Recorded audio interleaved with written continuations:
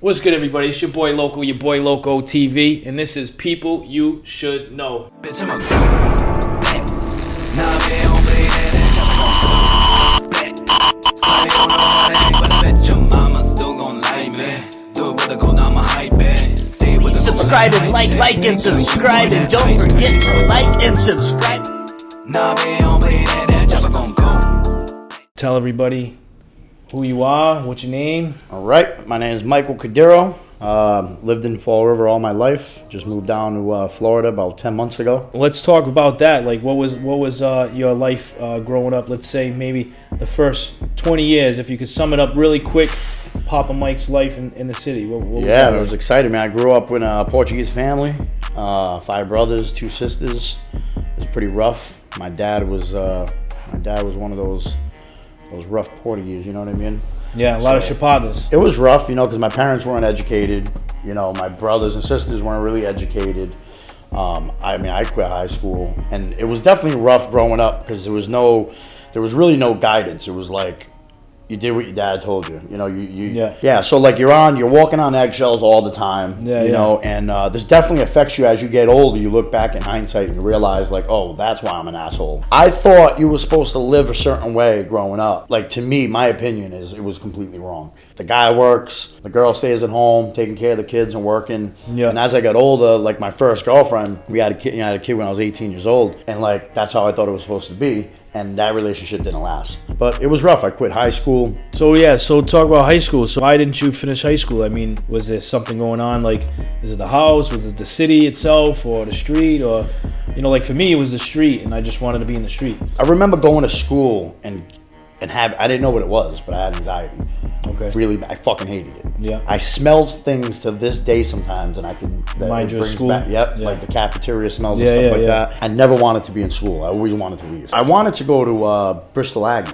Yeah. Right. I wanted to do like farm milk shit. Cows. Yeah. I don't know why, but I did. They didn't accept me, so I had to go to Durfee. And then I heard that it was theater, and I wanted to be an actor since I was a kid, and they didn't accept me. So I was pissed. So I failed the 9th grade, and then I'm like, I'll give this another try if they give me theater. They didn't give me theater again. I was like, fuck it, Mom, go sign me up. But if I had somebody going, hey, Mike, if you want to be an actor, suck it up. Wait until they give you theater. Pass your classes. Right. I probably would have did it.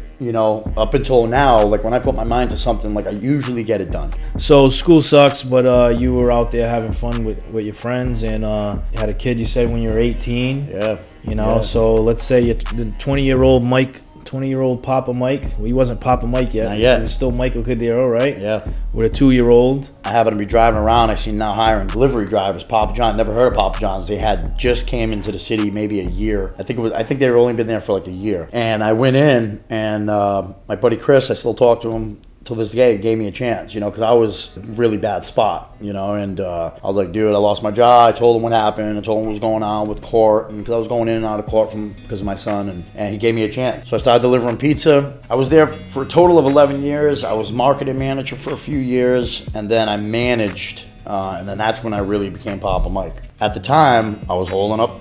I had a job. I was paying my bills. I was taking care of my son, but I wasn't the best person that I could have been. Partying definitely slowed me down. But I think at that time, I think things that did get a little rough at times. Yeah. But I kept it. But I still managed. Right. I knew when it was time to buckle down, I would. Right before I started managing Papa John's, right, I had left for a little while. I was like working for Domino's. I was in another relationship. Oh yeah, you did do Domino's, yeah. Yeah, and so what happened was, I remember that, yeah.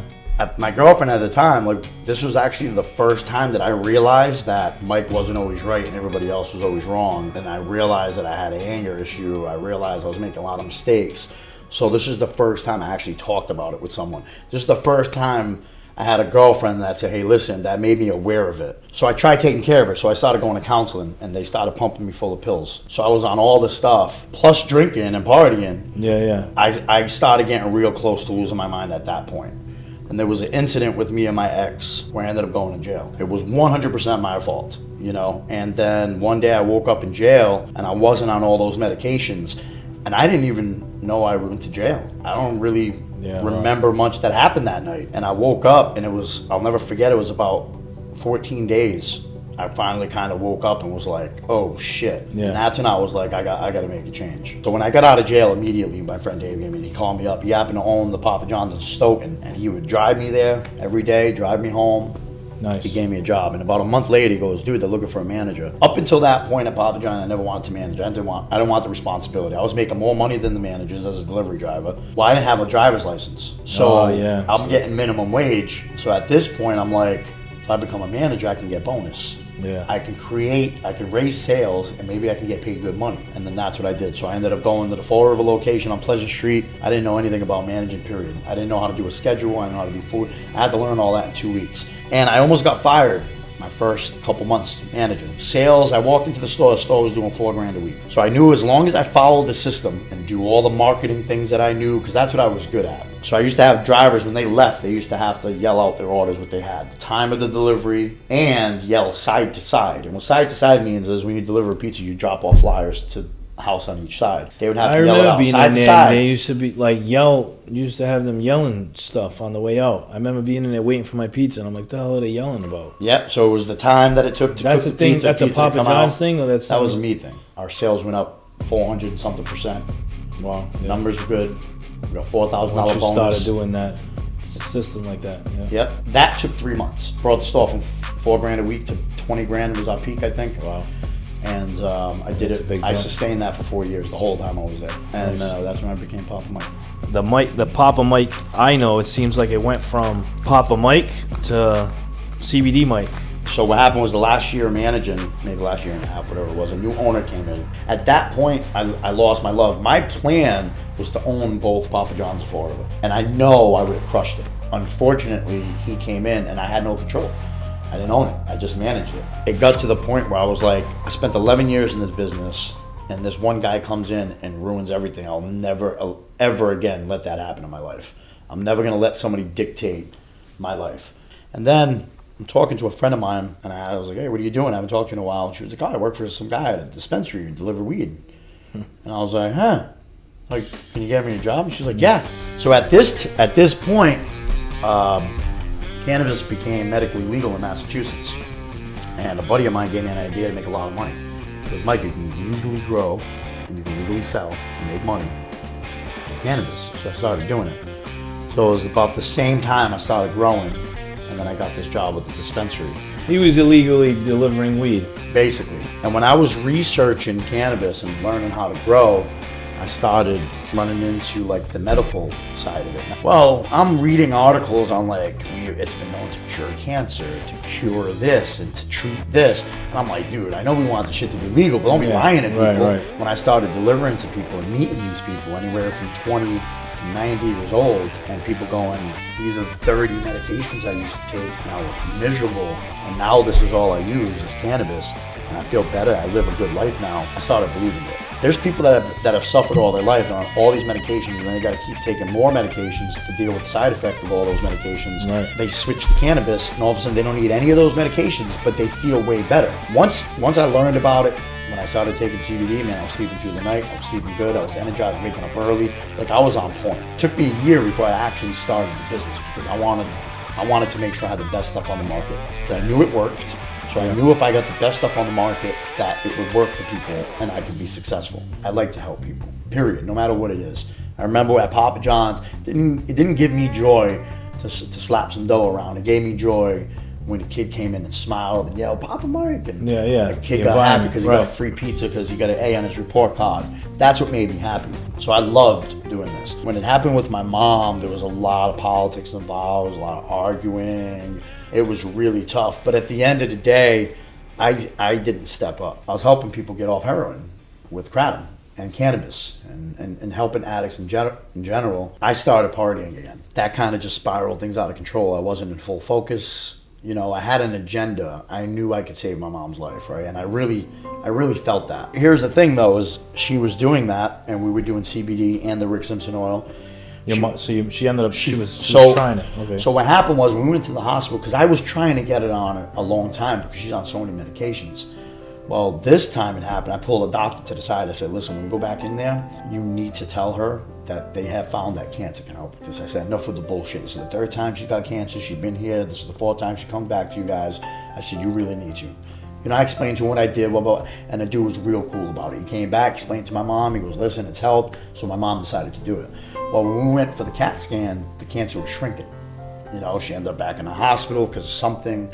I forget what it was. It was like she fell or something like that. And I was like, I know if they do a CAT scan, they show the cancer shrinking, my mom's going to know it's working. She'll keep doing it. Yeah. St. Anne's Hospital refused to do a CAT scan because my mom wasn't on chemotherapy. They knew she was on medical cannabis. So my mom died 2 weeks after that.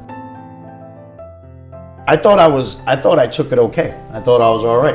You know, I thought it was life. My mom passed. What can I do? I did everything I could. Right.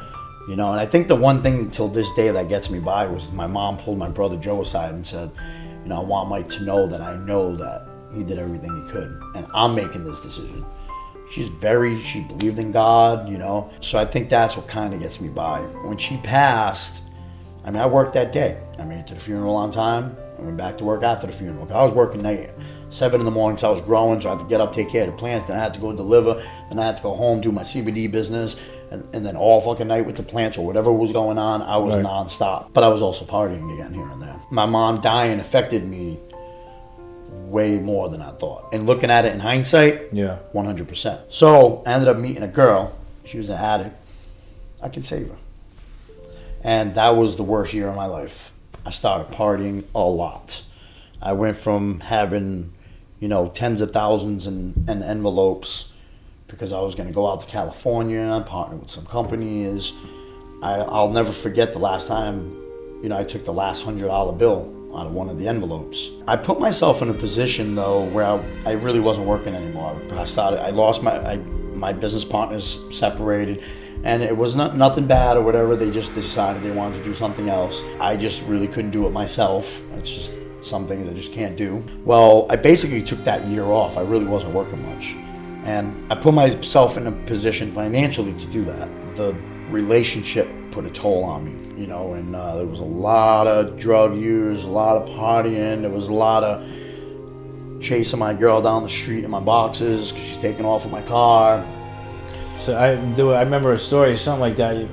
Did you get hit by the car? You chased the car or something? Like that? I was on the hood of the car. Yeah, okay, I remember that story. That's what it was. Yeah, you were fighting with her and you were on the hood. She took off, took my car. Yeah, you know, to go drove off. Were you on the car? Yeah, and I jumped, and I was like, "Yo!" I heard that story. I was like, "Oh my god, what's going on with Mike?" Yeah, I'm down the street in my boxes on the hood of my car. It was the worst year of my life, man. My depression was so bad. I got to the point where I just didn't care. I wasn't doing the cannabis stuff anymore. I wasn't taking it anymore, and I didn't realize how bad it affected me.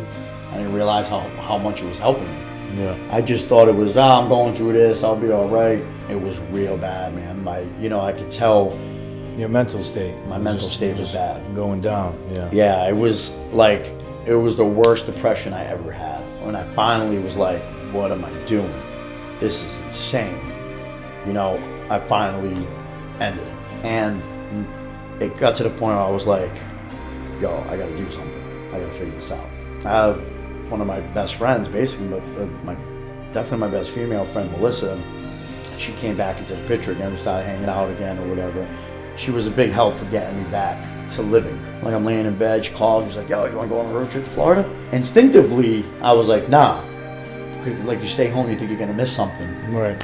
And then I'm like, why not, right? I'm gonna go. What am I doing here? She's gonna, she knew I didn't have the money to go on the trip. She's like, dude, she knows the deal. She's like, let's go, I got this, right?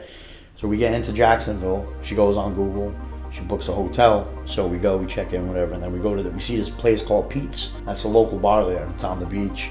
So we go in. I ran back to the hotel to get something or whatever. And Melissa goes up to her at the bar and was like, yo, got a fucking problem? And she was like, no. She was like, no. Was up to who? You're pointing with it. Oh, okay. I'm sorry. I'm sorry. I forgot we're doing this thing. I thought I thought it was. So your girlfriend was the bartender at the first bar you showed up at? No. She just happened to be there having a drink after work. Oh, okay. When we both got there, I noticed it and I was like, damn, she looks good. So they started talking. I walked back in the bar, I see them talking, I was like, yeah, Melissa, right? Come to realize that she worked at the hotel we were staying at. So we were like, sweet, we're gonna go have lunch there tomorrow, So I go downstairs and I look and I walk in, I was like, girl's way out of my league. So I go back upstairs, I tell my friend Melissa, I said, listen, we're not going there for dinner. I'm like, I'm done. I'm not even gonna try with that girl. We'll go somewhere else. She's like, really? She's like, who's this? Like, who are you? Like, you're just done? And then finally I was like, you know what? No, forget it. Let's go. So we had dinner. We exchanged numbers. We didn't talk for like a week. I didn't think anything of it, dude. I just thought she was a nice Southern girl. She's the nice Southern. She's being nice to me, right? Like, oh, poor thing. I want to be nice to this guy, right? And then I posted something on Facebook, and she commented. I was like, oh, I'm gonna message you, you know. So I messaged her, and we just started like video chatting, talking. And then we were like, let's hang out. We met in Savannah, Georgia. We spent a week there. And I fell in love with the girl, man. You know, I think she fell in love with me too. Oh, so cute. Yeah, and then went back to Fall River. She came to visit my family, and then she said, "I'm leaving. Let's go. Yeah, we're leaving." And then she went back home. I stood in Fall River, and then I went to go visit her. Met her family, met her kids, and basically never came back. I remember people saying, "Oh, things happen for a reason." I never believed that. I really believe that we were meant to meet. The series of events that happened, I don't think were coincidental, because she has everything that a girl needs to have to, one, put up with me, and she's got everything a girl needs to have that I think that a girl should have. She's an amazing woman. Like, I have no idea how I haven't fucked this up yet. Well, you keep digging yourself a hole. She might start thinking. And she lit that fire back in my ass, and that fire is just Dragonfly. The fire is Dragonfly. We got together. We started the business over again in Florida. Started Dragonfly Wellness. The meaning behind it, I was like, dude, I gotta call my company Dragonfly, because it worked perfect with it. And that's when I came up with Natural Dragonfly CBD. The stores I was going to, like convenience stores, gas stations, vape shops, they were like, you can't sell CBD, nobody buys CBD, but everybody's getting this Delta 8 stuff. I'm like, Delta 8? I worked with the cannabis plant, so I know THC, CBD, stuff like that, right? Yeah. So I looked into it. And I'm like, oh, it gets you high, but it still has the benefits of the CBD and different compounds like CBN and CBG and all these compounds. Some compounds have been known to help with specific things, and I did the same thing. We researched companies, we lab tested the stuff. 6 months later, we found this company out in Oregon. And what we noticed in a lot of Delta 8 products, because of the way it's not like a compound, it's really tough to explain it scientifically, but it's not like the actual compound THC and CBD. Like CBD, THC, those are specific compounds. Well, the Delta 8 is like something that comes from the CBD compounds. It's really tough to explain, but it's psychoactive just like THC. Psychoactive. Meaning get you high. Okay. Right? So you can pass a drug test. No. So that's another misconception.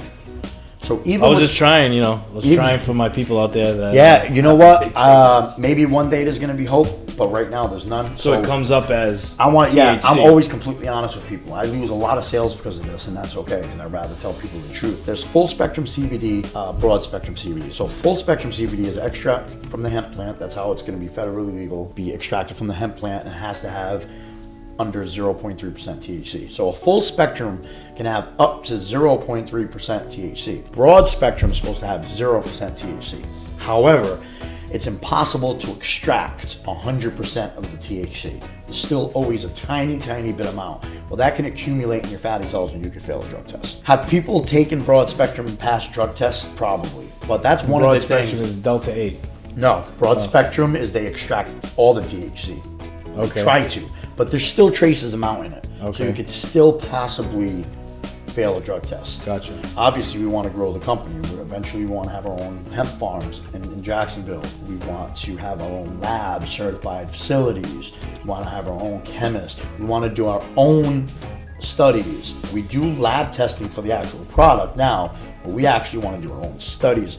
So we want to figure out, can you pass a drug test with broad spectrum? Or how can you? Or are people different? So these are things that we're all going to do ourselves. Because listen, CBD saves people's lives, period. Being in Florida, I'm like, hey, there's festivals year round. And that's what held our head above water. But with the Delta 8, that's kind of what saved us. Because listen, at the end of the day, the more compounds you have and the more potent the stuff is, the better it is medically. Medically, right. I don't do this to sell it to get people high. High, right. I do this to help people. We have 70-year-olds that are like, thank you, I'm off my Percocets, I'm off my Xanax. And that's what brings us joy. That's what we love doing. We love people saying, man, I was struggling and you guys explain to me what this is, I never got high ever in my life, but I take a quarter of that Delta 8 gummy and I'm sleeping like a baby. Yeah. I broke my back 8 weeks ago, you know what I mean? And that's all I do is use our stuff. Pain, sleep, anxiety, Depression, glucose regulation, inflammation. I mean, so many things. erectile dysfunction. It helps. It could. It could. I don't know. I don't have that issue. I'm just trying to be funny. Yeah. Oh, that's hilarious. So that skyrocketed the business. That's 85% of our business. The business is booming, and it's just going to go up and up from here. You know The that? Delta. So when you sell it, It's called Delta 8. It's called Delta 8 or Delta 10 or THCO and HHC. You know, and you're still getting all those benefits of the CBD and The medicinal and benefits, CBG. right? My girlfriend was waking up with panic attacks every day, and now she doesn't wake up with panic attacks anymore because she takes CBD. She's not getting high; she's just taking CBD. It doesn't get her high, but it helps her sleep through the night. Do you have one for angry girlfriend syndrome? So listen, I'll tell you one thing. Like, as much as I can get set off very easily, I'd be 100 times worse if I wasn't taking CBD. Like, instead of flipping out like every other day, I'd flip out 3 times a day. So it helps with that stress, man. Like, if you're stressing and and you're agitated, like, it definitely helps with that. So I might have to get some. Yeah. I got angry girlfriend syndrome. So naturaldragonflywellness.com. Yeah. Put that up on the screen. And we're gonna do a special promo code, YaBoiLoCo. No, No, not your boy. no. All right, what are we doing? You left Fall River for 10 months and you're pronouncing your R's. Dude, I noticed that the other day. I was like, yo, get in the car. Get in the "Oh." car. I was like, no, I gotta go back to Fall River. I'm using my R's. YaBoiLoCo. Yeah, YaBoiLoCo. 25. 25? Yep, you get 25% off. How about YaBoiLoCoTV? 25. YaBoiLoCoTV. Go like this. Go backwards. That with a 25 here. YaBoiLoCoTV. It just says It 25. says YaBoiLoCo. Yep. Try it again. Yeah. Oh shit! I thought that was an O, dude. I'm not even joking. No, that's YaBoiLoCoTV. That's the Delta 8. YaBoiLoCoTV. 25. You get 25% off. Natural Dragonfly Wellness. You take one of these Delta 8 gummies, you're going to be on a different planet for like 10 hours. It's very potent. I don't think I like Earth. We tell some people like other planets, but we tell people to cut them in 3 because they're very potent. If you're looking for something nice and mild and mellow, Yeah. like back in like a lot of people we hear, I stop smoking weed because I get paranoid. Yeah. The Delta 8 THCO flower to smoke, it's more, you're gonna get that more of a body high. You're not gonna get that crazy paranoid head high. It's very relaxing. You're gonna get a nice body high. And then the disposables, those are actually 50-50 blend of THCO and Delta 8. They're pretty potent, but you got a little bit more control. If you don't want to get super, super high, you just take a couple puffs out of it and it works wonders. naturaldragonflywellness.com. That's the website, right? naturaldragonflywellness.com. No numbers or letters in No, there. naturaldragonflywellness.com. Yeah, you get the official website. Yeah.